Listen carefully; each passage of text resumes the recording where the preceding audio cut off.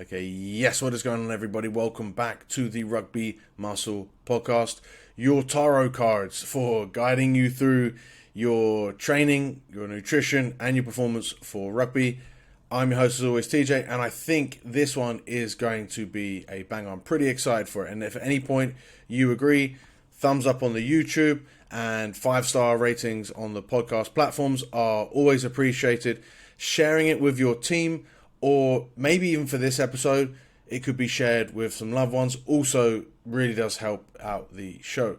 Because today we are going to be talking about specific ideas on training to live longer and how scarily close that is to training for rugby. We'll look at why that might be the case and what to do about it. The main framework I will follow for this episode and for my ideas around training for longevity come from Dr. Peter Attia's work. He owns a practice and is considered one of the top experts in this field. He discusses the idea of not just extending life, but also extending aliveness. So with the idea that you're going to be an athlete for life and potentially compete in what he calls the centenarian Olympics, doing things like picking up your great-granddaughter from the ground, being able to carry groceries up a couple flights of stairs, things like this where you're not just able to stay alive for longer, but you're actually able to live for longer. And as I go through this pod, I'll touch on his own training goals or the idea behind his training goals, and actually we'll probably mostly not talk about his idea of the centenarian Olympics because we're just going to apply this to rugby, but we'll also look at the idea of training for longevity and health and how that all applies. And if you want to check out this idea even further and the idea of the centenarian Olympics even further, or any more of Dr. Peter Attia's work, I recommend you check out the book Outlive that's been out for about a year now. One of the most, I think it's like always been in the top 10 ratings on Amazon, so go check that out. Let's get into it. So, the fundamentals of aging. Peter outlines 3 different ways that we decline as we age. Those are cognitive, physical, and emotional. Obviously, in this episode, we're dealing with the physical, but it is crucial that I state right out of the bat that rugby, with its team atmosphere, camaraderie, social and outdoors aspects, all support emotional health. And the problem-solving, tactical nature and skill of the game also will definitely support cognitive health because you are using your brain as you play. Being a part of a team or rugby club also means that you're part of a community, and there are nearly always fantastic support networks that exist through it. And obviously, to give a full view of it, on the other end of the spectrum, I do think that there can be some toxic hyper competitiveness that might feature in some clubs, but as a totality, I think this is also declining in sport as a whole. And of course, if your club is full of dicks, you can just change club. Right, so ticking those areas so far, and yes, I'll touch on other potential downsides of mental health as far as we're looking at concussions a little bit later. Now, as we go through the physical training that Dr. Peter Attia outlines for aging well, we will inevitably be slapped in the face with the parallels that there are between these and the physical training needs that you have for rugby. So let's first look at how we should be approaching training for longevity in general. With all of these components, it's about building as much as you can from an early age, like your teens, all the way up until your 60s, because at some point in your 70s, there is going to be a decline that seems to inevitably kick in. And whilst you can still slow it down by maintaining some level of training as you get older and older and older, the best thing that you can do is to be in really great health in these areas beforehand, so that you've got a much bigger reserve to pull from, to draw from, to drop down from, to decline from as you age, right? So it's kind of like building a physical pension. The bigger you build it up, as you get into the time that you need it, you've got a lot more wiggle room, you've got a lot more room to play with. That's the overall approach to why you should be considering training for longevity now, no matter how old you are. If you're able to listen to a podcast, it is something that you can still actually actively train for no matter what your age. And then as you get older, these things do become more important, but you you're less likely to experience, or you've got less room to be able to make those improvements, right? So someone in their 20s can build up a huge physical reserve because they've got decades of building, unlike someone that can still make progress in their 50s or maybe even in their 60s, maybe even in their 70s if they're completely untrained, but they've got a much smaller reserve to build in that time frame. All right, so there are 4 main areas that Dr. Peter Attia looks at his training. Firstly, we've got strength training. Obviously, that's going to be number 1 for longevity. There's a big emphasis on building muscle mass and functional strength. Strength is one of the biggest predictors of mortality, since the stronger you are, the more capable you are. The stronger you are, the more you can move and support yourself in day-to-day life. The muscle mass improves also your metabolic health, which will help reduce diabetes risk and other such issues. Strength training also helps build out bone density, which can help keep away osteoporosis and potential breaks. I've also seen data suggesting a link between leg strength, a strong link between leg strength and brain health. But actually, I'll get onto the cognitive benefits of physical training a little bit later.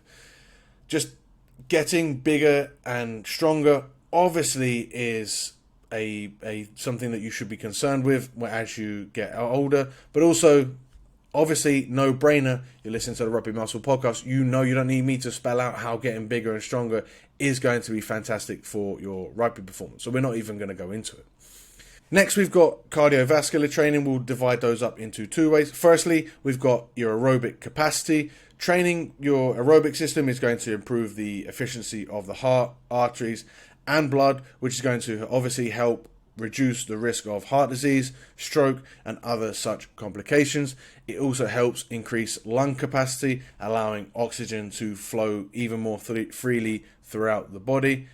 I should put more emphasis on the reduction of the risk of heart disease, because that is one of the most common things that gets us in our older age, along with cancer, along with diabetes and dementia. So those are the 4 things that are eventually going to catch us up. Heart disease is really, or the risk is really negated by having a really sound cardiovascular system.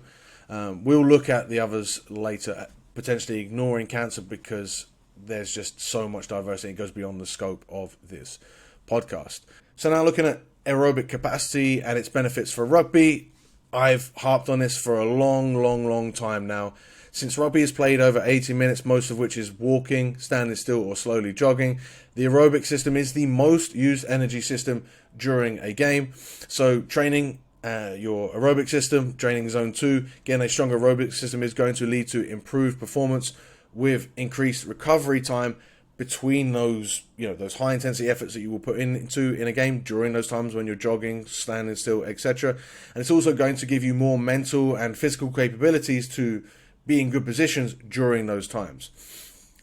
Then we'll look at the other side of the coin. So we've got a low end aerobic performance with our zone 2. Then we've got the right absolute top end when we're looking at VO2 max or absolute max output. So Dr. Peter Attia recommends training your max output work, doing VO2 max, like absolute, pushing yourself to your heart rate max, again, to increase the strength and efficiency of the heart, increasing stroke volume, VO2 max, and just overall improving the top end of your energy system, which is going to lead to some more downstream effects for your aerobic system, creating a robust aerobic system, which again is going to help you down the line with these cardiovascular disease risks. Now, we work this in rugby for the specific benefit of really trying to target those high output movements, and then those potential times in the game, rarely where it goes beyond 10 plus seconds of output. So we work for an absolute balls out effort for 6 to 10 seconds, as hard as you can, to really get that output going. And then we'll also do some work of max output that you can in a given time, a little bit longer, again improving your VO2 max. But more importantly for rugby, it's getting you ready for those big carries or series of carries, rucks or tackles. We need our energy system to be prepared to produce a lot of energy in a really short period of time for rugby. So it's the stronger that we can get that, the more robust we can get that, the better. Cardiovascular health has also been linked with increased cognitive function and mood, and again I'll link back to that a little bit later. And then the final training component for longevity is going to be stability. This is essentially more like a specific version of strength that helps you as you age, because one of the things that you want to avoid is falling. In rugby, I would call the stability work more like movement athletic work.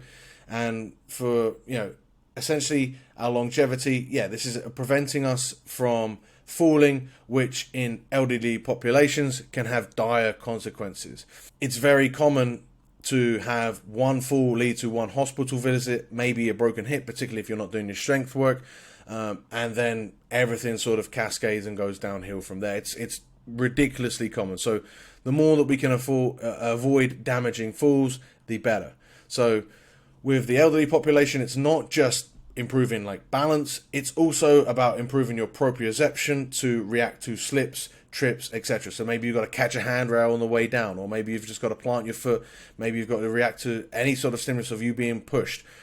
Improving your proprioception is going to help in avoiding falling over and having bad consequences of those things happen to you. Training balance is training coordination, is training movement. You need to learn to move laterally on one leg, in wide stances, in rotations. You're treating your body as a unit that can do things, not a machine that just picks things up and puts them down or is trying to look better. Of course, this is a huge part of training as an athlete that's going to help you perform better on the pitch. This isn't a case of like extreme movement or mobility, just enough to have a robust athletic body that can produce quality movement and demonstrate those strength, those aerobic, those speed gains that we have elicited in the gym, and then can show them on the pitch. So to look at the bigger picture of all of this, we'll look at mental health real quick. So every single one of these physical outcomes has shown a strong, significant link with mental health and cognitive function, potentially reducing the risk of things like dementia, as we mentioned already. At the minimum, there's a quality of life benefit that comes with this stuff, right? Of course, in rugby, there are going to be risks with injuries, and of course concussions that can have a potential later impact in life. A full discussion of the risk-reward scenarios at play here is beyond the scope of this podcast, but as someone who actually stopped playing rugby due to too many concussions, it's not a one-way street. The risk mostly, especially as it pertains to CTE and those big problems that come down the line, is those continual subconcussive traumas that happened in the game like decades ago, right? When you would have every training session, particularly for like the professionals or the high level teams when they would train every day, every session would be full contact, full go. Every training session, it would be kind of ridiculous, and you'd take a knock to the head, but you just brush it off and you'd keep going. In the modern game, risks are being managed better than ever. And as you go down the league, and maybe even we'll talk about for this podcast, we go into like veterans, old boy tournaments, stuff like that. The risks drop right down as the forces drop down, right? You're not getting the same hits that professional athletes are. We need to address the risks as they pertain to each individual situation, not just say rugby and like equate the high level professional game with the over 40s tournament that's played once a year. It's like with any sport, there are risks. And if you're attracted to rugby, you're also probably attracted to the physicality of it. So me suggesting touch rugby is somewhat like pedantic, but it is an option. So maybe it's not pedantic. I've suggested it anyway. Take that what you will. But I do want to stress that the physicality is definitely what draws some people to the sport. And like that's definitely something that we can't just sort of take out for rugby and say, just train for rugby. That's not quite how it works. And this leads to my final point perfectly, right? Motivation and sort of long-term consistency and training application. Telling someone in their 20s or even 30s to train hard so that they don't suffer in their 60s and 70s is not a realistic way to motivate them. But if you look at the idea of this sport that is not only fun to play, that gives you a community, mates, a reason to be outside regularly, potentially boosting your mental health, a physical challenge, and you're seeing that physical challenge become more and more easier and more fun, the better shape that you're in, now you've got something to train for. Now you've got a purpose. For me personally, since I retired, it took me a while to really enjoy my training. It wasn't until I found BJJ that I did so, because now that I have a purpose. I have some other challenges that like coincide with my running, so that I can work on my aerobic system, because BJJ doesn't really address that. And so now I really do have a purpose for all of my lifting, for all of my training. And then one final point that I do want to touch on here, where BJJ definitely shares with rugby and then some other sports, is the idea of like combative play. I think this is somewhat animalistic, and I'm sure in some way like natural, at least to many of us. If you look at like cats and dogs in a park, you look at kids, you look at the entire animal kingdom, there is some primal itch that seems to get scratched when you're confronting another human. And I think in a controlled manner, emotionally, this is a fantastic release. Mentally, it's also like ultimate presence, because you're not thinking about your taxes or other life issues when you're in this situation. So I do think it is absolutely a good thing. All right, so to bring this all together, there is clearly a parallel here. It's also a good argument as to why rugby is probably the most physically challenging sport that you have, because having gaps in your ability to perform just cannot happen in rugby, or it holds you back in rugby, unlike in other sports. You can get weak runners, right? You can get unfit gymnasts. You can get uncoordinated powerlifters or strongman. You can get fast twitch. You can get slow twitch dominant athletes. But in rugby, you're really challenged at both ends across the full entire spectrum, and being proficient across the board of everything that it means to be an athlete is what is going to assist you in your rugby performance and in your longevity. And if you plan it right, you'll have no short of supply of motivation in the long run as you age to continue to train these things.